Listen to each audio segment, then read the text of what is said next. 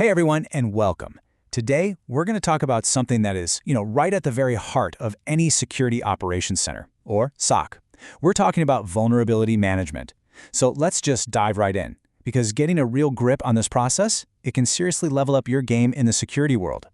And I want to kick things off with this quote, because it just sets the stage perfectly. See, the biggest, scariest threats, they're not always these crazy zero-day attacks from some mysterious group. Nope. More often than not, they're the known security holes, the ones we knew about, but just never got around to patching. That's the world we live in. That's the reality. So that leads us to the million-dollar question for every single security team out there, right?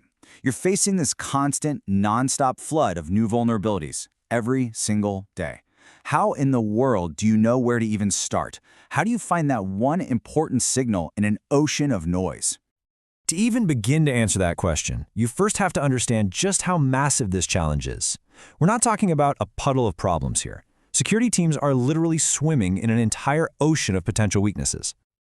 And this right here, this really gets to the heart of it.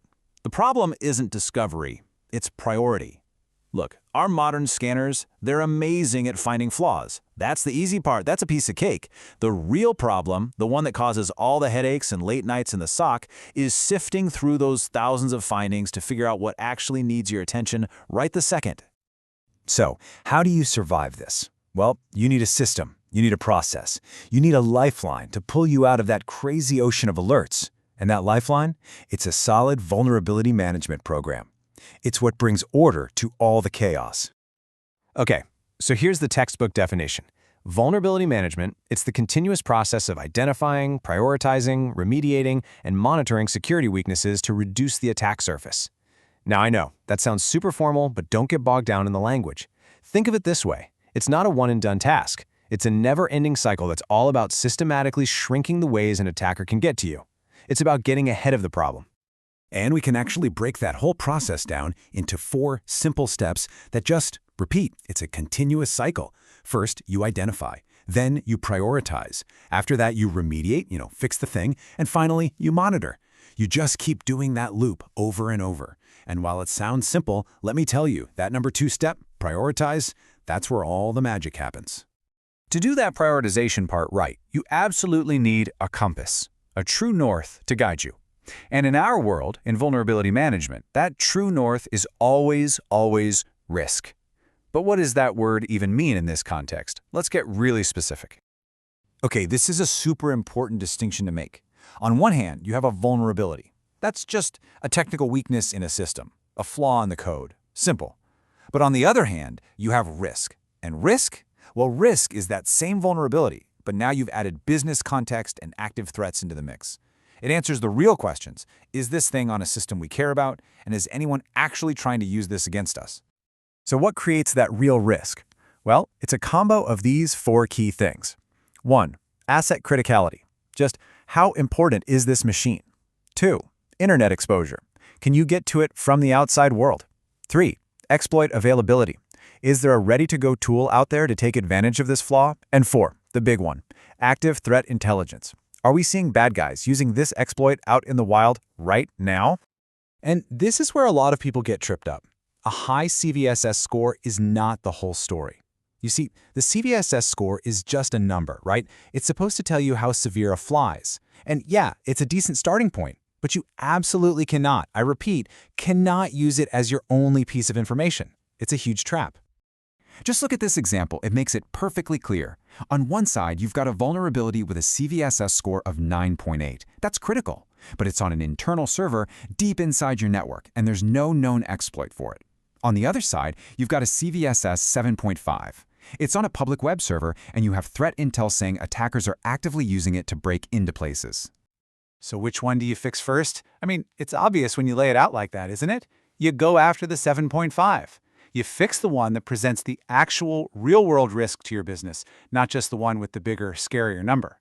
That is the heart and soul of risk-based prioritization. Okay, so we've got the theory down. That's great. But let's shift gears. What does this actually look like day to day? What's a SOC analyst actually doing? Let's talk about the practical workflow. It's really a daily checklist, and it follows a pretty logical path. First, you review the scan results, but you don't just take them at face value. No way. You validate the findings. Then you start connecting the dots with your other tools. You check your SIEM, you check your EDR. Are you seeing any weird activity on that vulnerable machine? If the answer is yes, then you escalate the critical items. And finally, you circle back and verify the remediation actually happened. You might be listening to this and thinking, man, that sounds like a lot of extra steps. But trust me, this isn't about creating more work. It's about making sure you're doing the right work. And that has massive benefits for the whole SOC. See, it helps SOCs do a few crucial things. First, you can detect exploitation attempts way easier. An alert pops up, and boom, you instantly know if that machine has a matching vulnerability. Second, you can enrich all your alerts with real risk context. And maybe the best part? It drastically reduces alert fatigue because you're finally focusing on the real, actual threats instead of chasing ghosts. That's how you avoid burnout. Okay, let's talk about a super common real-world scenario. Because in a perfect world, right, we just patch everything the second it comes out. But we don't live in a perfect world. So what do you do when patching just isn't an option right away? You know the situation. Maybe that server is just too critical to reboot. Or maybe the patch is known to break a super important application. It's a classic standoff. The business says they can't afford the downtime, but you know you can't afford the risk. What's the play? The answer is you use compensating controls. It's simple. If you can't patch the hole, you build a really strong fence around it. That could mean putting in a new firewall rule to block traffic. It could mean using a web application firewall, a WAF, to protect it. You could even use network segmentation to move it to its own little island, and you for sure crank up the monitoring on that system with your SIEM. All right, we have covered a ton of ground here, from the scale of the problem to the nitty-gritty process. But if there is only one single thing you remember from all of this, please make it this one. Here it is. Effective vulnerability management is not about fixing everything. It's about fixing what matters most first. That's the whole game, right there in one sentence. Your job isn't to get to zero vulnerabilities. That's a fantasy.